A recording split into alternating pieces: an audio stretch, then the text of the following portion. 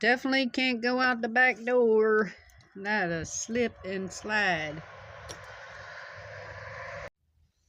Good morning, everybody. My name is Christy. Welcome to my channel, Christy's Musings.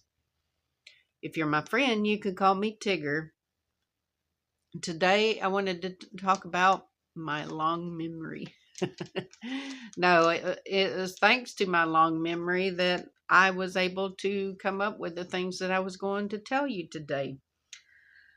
My friend and I at work, my coworker and I, we were looking through the news articles of the day, and we came across this movie called The Dark Knight. And we were like, oh, yay, there's a new Batman movie. But no, this guy, Yui Bowl, I don't know if I'm saying that correctly. He's made a movie, and it's a vigilante movie, and he's named it The Dark Knight. So I don't know if there will be any copyright issues with him naming the movie as such. But the movie is going to be starring a guy named Armie Hammer. Armie Hammer was born Armand Douglas Hammer in 1986. And I don't know if any of you are familiar with the fact that a couple of years ago he was charged with some SA and some misconduct involving some women. And anyway, he had some weird fetishes that he would tell his lady friends about. And he would say that he would like to perform these things on them. You know, I've been told it's a new day and all this, but some of this stuff is kind of odd to me, and I just don't see how anybody would get any enjoyment out of it. But he was into some of these four-letter things like BDSM, and he just was a weirdo and a drug addict. And it's hard for me, I've listened to some of the women on, what they were saying, and they seem very legit to me, but the charges were dropped because of insufficient evidence. Well, you know how that is with people from these families, and I'll get into that about his family. But anyway, he's a character, but like I said, his name, Armie Hammer, that stirred up a memory for me back in the early 90s, around 1992-ish, because that's when I had my middle girl. We lived in this old farmhouse out on Ruston's Lake in Taylor County, Georgia. And I would listen to Christian radio coming out of Fort Valley, Georgia. And I'd be cleaning. I was a cleaning fiend. And I'd be on the floor scrubbing, listening to Christian radio. And some of these some of these stories were about this character named Armand Hammer. Well, when you're cleaning in a big house and everything, your hearing is not so great. And I kept thinking they were talking about Arm& Hammer, like the baking soda. But then the more I listened, I realized they were talking about Armand, and I was thinking it was like almond, but it's Armand, Armand, Hammer. And he would hang around with people like the Clintons. And, it's so funny because now I'm trying really hard to be apolitical, but, there was all that stuff about Trump and Russia. But, nobody can get past Al Gore Sr., the climate guy, his father, nobody can outdo his dad in dealing with Russians. Um, but Al Gore, he talks about climate change and such, but and he talks about there's things we're going to have to ask our children to forgive us for. Well, that's kind of funny given his link to Occidental Petroleum. And this company was a steady supplier of campaign funds to Gore and the Democratic Party. Through its relationship with Gore, though, things go a lot deeper. Armandhammer, who built Occidental Petroleum in the behemoth that it is today, has been described as the godfather of American corporate corruption. And this man, Armandhammer, said that he had the older Gore in his back pocket. But like I've told you about, like the Koch brothers and some of these talking heads now that have so much hold monetarily over our political leaders. But anyway, like I said, this Armandhammer, he was a character, and like I said, I'm thankful that whenever I saw this name, I was able to remember so much. But and I'll try not to read so much to you all, but I've got a few notes. Uh, the involvement of the Clinton Foundation in a shady, lucrative deal to sell the Kremlin 20% of America's uranium, the most militarily useful of all chemical elements, given its nuclear applications, was so outrageous that even the mainstream media took notice. Notice how they do that. They pay attention to what they want to, right? That's because they're in the back pocket of what the three-letter agencies tell them to pay attention to. You remember the Podesta group? Well, they were a Democratic lobbying firm which had close ties to Team Clinton. And they work for the biggest bank in Russia, which is owned by the Kremlin. And that was linked to Russian intelligence. This person that's writing said he brought to light how Hillary, as a Secretary of State, helped the Clinton Foundation and her close friends make millions of dollars off sweetheart deals with Russia's Silicon Valley. Yet it is again mostly owned by the Kremlin, and has documented links to its spy agencies. But Mr. Armandhammer, he died back in 1990. But there's like this whole documentary about the Armandhammer family.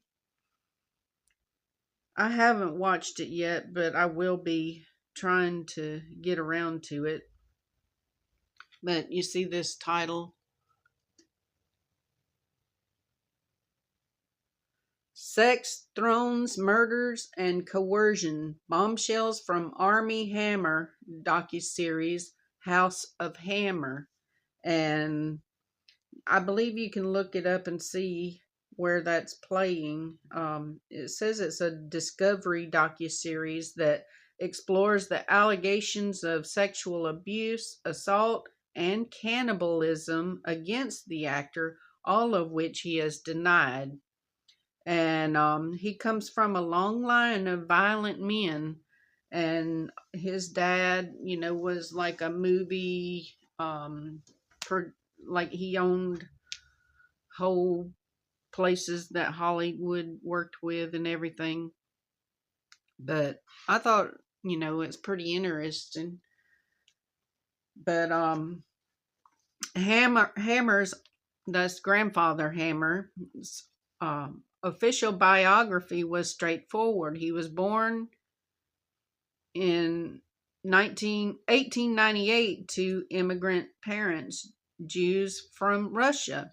He trained as a physician but never worked as one. He left Russia in 1921. That's kind of, I just realized that's a little bit confusing because it said he was born in New York City, but I guess they must have went to Russia.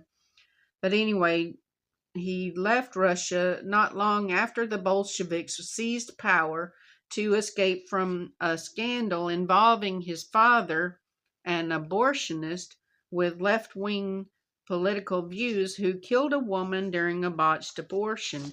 And now they're saying, well, they don't know if it was the dad or the son that did this thing. Thereafter, Hammer acted as a financial conduit and influence channel for the KGB. At the start, Hammer served as a fence for jewels and artwork stolen by the Bolsheviks from their victims, including the murdered Romanovs, which the Kremlin couldn't sell in the West without a lot of questions. Hammer could and did, netting millions of dollars in the process. Moscow made him very wealthy.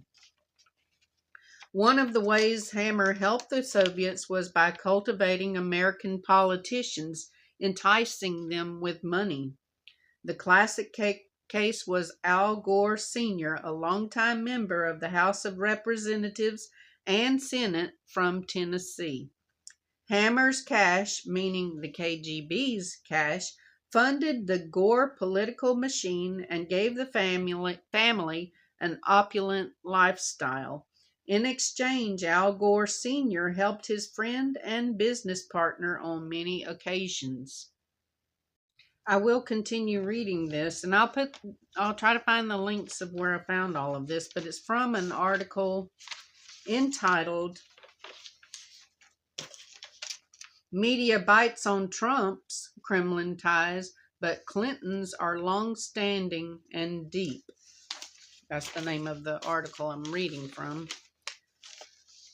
In the early 1960s, when the FBI was breathing down Hammer's neck over his Kremlin links, Gore defended him, that's the senior Gore, defended him on the Senate floor. When one of Hammer's sons had trouble obtaining a security clearance over his father's shady Soviet connections, Senator Gore called in favors with the FBI on his behalf. See how that works? When Al Gore Sr. lost his 1970 Senate re-election bid, his wealthy friend put him on the board of Occidental Petroleum for the princely sum of $500,000 per year. It's no surprise then that this cozy relationship transferred to Al Gore Jr. when he followed in his father's footsteps and joined the House of Representatives in 1977, and then the Senate in 1985. Okay, it goes into telling about how Ronald Reagan was on to this Armandhammer and had been, warned not to associate with him at all. So there was a point where even... Sorry for the interruption, that was my cat. But despite its political liability, the younger Gore, Al Gore, was friendly with his family's benefactor down to Armandhammer's death in 1990. And then it briefly appeared when Bill Clinton was nominated in 1992 and Al Gore was nominated as the VP. All of these things kind of resurfaced, and like I said, I heard these in 1992 when I'm in this old farmhouse cleaning the floors. But like I said, it's amazing what the mainstream media likes to fly with, and they probably got paid to keep it hush hush. And again, I don't know why my camera does that with the lights, but yeah, they didn't bring it out like they did with Trump. So anyway, it would be interesting for you all to just look into this Armandhammer, and I will be trying to see if I can find that House of Hammer docuseries. But again, the whole point for me bringing this to you all is to let you all know about this Army Hammer that will be playing in this movie, The Dark Knight, and make you help you make a informed decision of whether you want to support this actor. But also, I'm bringing it forward to show you how, again, the mainstream media and these three-letter agencies, they see what they want to see. They're like the three monkeys: see no evil, hear no evil, speak no evil, when it comes to whatever helps them to do whatever they want to do. And again, everything is being manipulated by money and power. And again, we see this happening with Trump. We see these people with money and power working to control what goes on in our country and in this world. And we do not need kings and lords over us, save the Lord Jesus. I hope you got something out of this. I know I was kind of rambling and all over the place, but I hope you will look into this Armandhammer and realize how these capitalists and these industries have such control over our elected officials. Love you all. Talk to you later.